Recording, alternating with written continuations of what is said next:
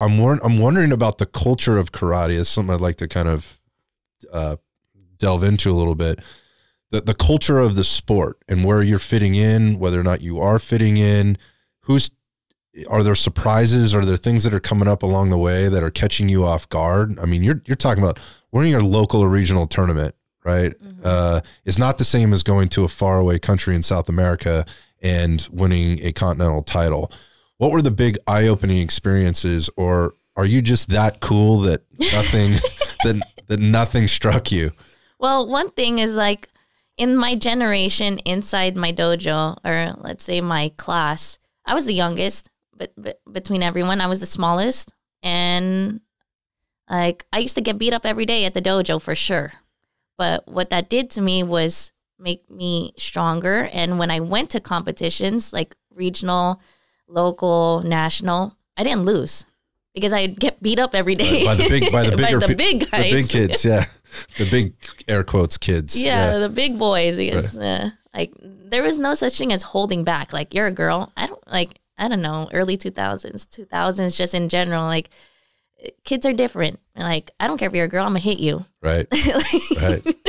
I get it. Yeah. Like you showed up, so this is what you signed up for. Yeah, and there's been times like I've left practice like in tears and just like, man, like I got beat. You got yeah.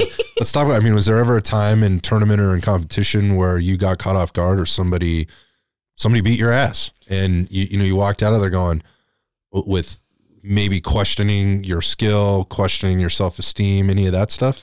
It didn't happen in competition, but maybe inside practice and training. I never questioned myself, but the times that I did get hit, I'm like, dang, like he hit me hard. Like I'm talking like UFC getting spinning back kicked by a guy 4 or 5 years older than you. A grown man. And I'm like in fetal position at practice, and it's like, no one's like picking you up. No one's crowding around you. Like, are you okay? It's like, get up, dude. There's a lot of lessons in that. There's a lot of lessons in that. You don't feel as, that's probably one of the weakest feelings. Yeah. I've said this before actually on this show. Unless this has happened to you, you will never know how defeating it feels or how scary it is when another human has physically dominated you. Yeah.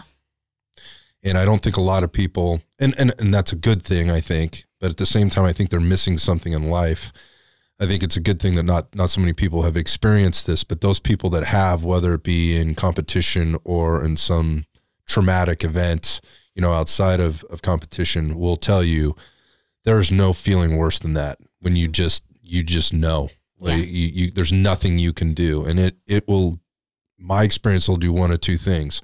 It'll either flip a switch to where that isn't ever going to happen again. And I'm going to do everything I possibly can to become more physically potent, more aware, bring a force multiplier to the situation. I can do all those things, but it could also do a lot more damage to where it just strips you of every piece of self-worth and self-confidence you possibly have. And that's a scary place, I think, for people to be. Yeah. Well, my first concussion was when I was 10.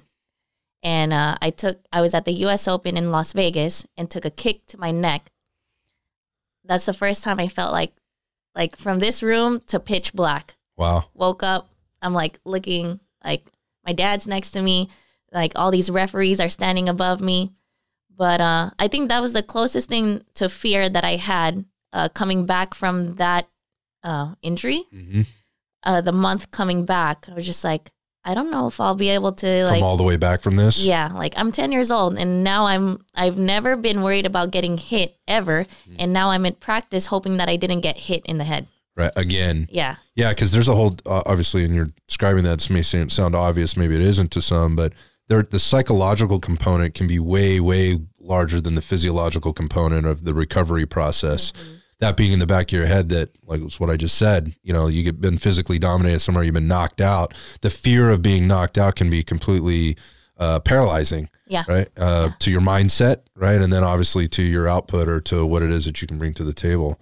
So that's a lot. And interestingly, I mean, you would expect at some level, if you're in this game long enough, that's going to happen. Mm-hmm. Right? It's going to happen where you're going to there's always somebody bigger, there's always somebody stronger, there's always that circumstance. But let's talk about actually that a little bit. So you at 10 years old, you already suffered, at least one concussion. Yeah. That you knew about maybe. Yeah. Like I went to the hospital in an ambulance and everything. So throughout the career, what are maybe some of the other things that you suffered physically from that were tough to overcome, or maybe not so tough to overcome, but were fairly traumatic? Ankle, like my ankle. I mean, it's been all over my social media. Yep. It's like that was a defining moment. The moment that it actually did snap, but it was years before that I knew that it was something's not right. Yeah, something wasn't right, and that way it was one of my weaker points in my body. Knees, bad knees. There's just a lot of karate movement. It's not always a natural movement, and it does tear the body and wear the body down a lot. Joints, a lot of joints. So it's not necessarily upper body. I lie.